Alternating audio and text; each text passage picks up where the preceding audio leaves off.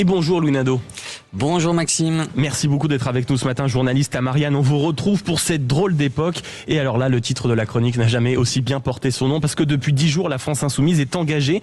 Vous dites dans une fuite en avant qui vous fait dire que la France Insoumise est clairement en voie de Trumpisation, c'est ça ? Alors oui, mettons d'emblée les choses au clair. Il ne s'agit pas de dire Mélenchon égale Trump, ni de se faire plaisir en incluant le fondateur de la France Insoumise dans une liste de méchants. Il n'est ici question ni de morale, ni de contenu programmatique. Mélenchon et Trump n'ont pas grand-chose à voir de ce point de vue. C'est sûr. Mais il s'agit, ils ont en commun une manière de faire de la politique qui les range dans la grande famille des populismes. Alors, rien de nouveau a priori pour Jean-Luc Mélenchon, qui revendique son populisme de gauche au moins depuis 2017, à ceci près que sur la route qui le conduit à 2027, l'ancien socialiste a encore accéléré depuis la mort de Quentin de Ranc.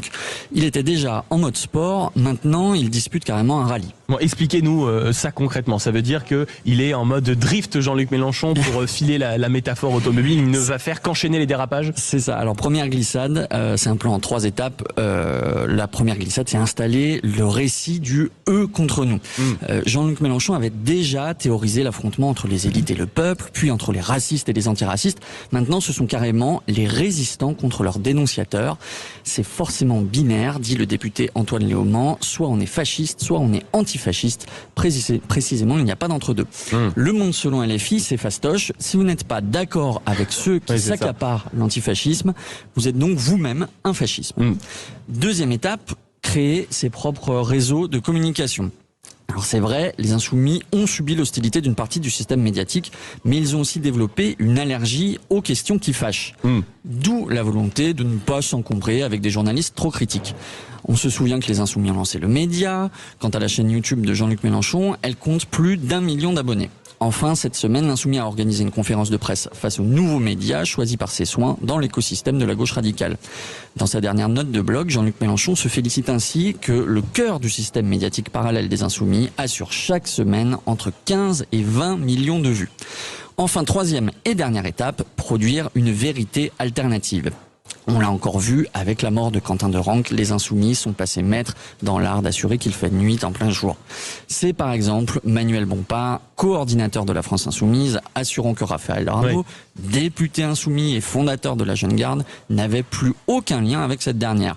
Quelques heures plus tard, on apprenait que 2 de ses collaborateurs parlementaires, membres de la Jeune Garde, étaient placés en garde à vue dans le cadre de l'enquête. Pas grave, ce mensonge est répété partout, par tous les insoumis. La tactique est connue, elle consiste à saturer l'espace médiatique en misant sur les bulles créées par les algorithmes des réseaux sociaux. S'ils vous identifient comme de gauche, que vous vous informez via ces fameux nouveaux médias, vous finirez toujours par tomber sur la version des faits selon la France Insoumise. Et si on essaye de boucler la boucle, mon cher Louis, le rapport avec Donald Trump ? Eh bien, polarisation manichéenne, contournement des médias, vérité alternative, ce sont les grands marqueurs de la politique selon Trump. Les outrances ininterrompues de Jean-Luc Mélenchon, comme celles du président américain, produisent désormais un effet de sidération avec une question: où s'arrêtera-t-il ? Quel drôle d'époque en effet avec vous, Louis Nadeau, journaliste à Marianne. Merci beaucoup d'avoir été avec nous ce matin. On vous retrouve à partir de 8h30 en compagnie d'Elisabeth Lévy, qu'on retrouvera elle à 8h10 bien sûr pour sa carte blanche. Et durant ce débat, on en parlera avec vous, visiteurs du Salon de l'Agriculture et auditeurs. Les Français sont-ils responsables du déclin de l'agriculture ?